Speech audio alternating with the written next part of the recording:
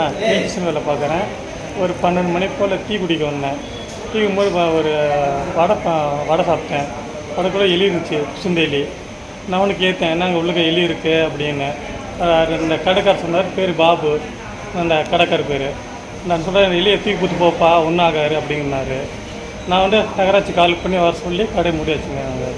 நான் இப்போ எனக்கு வந்து மயக்கம் வருது. இப்போ நான் ஜிஹெச் படுத்திருக்கேன். நான் வந்து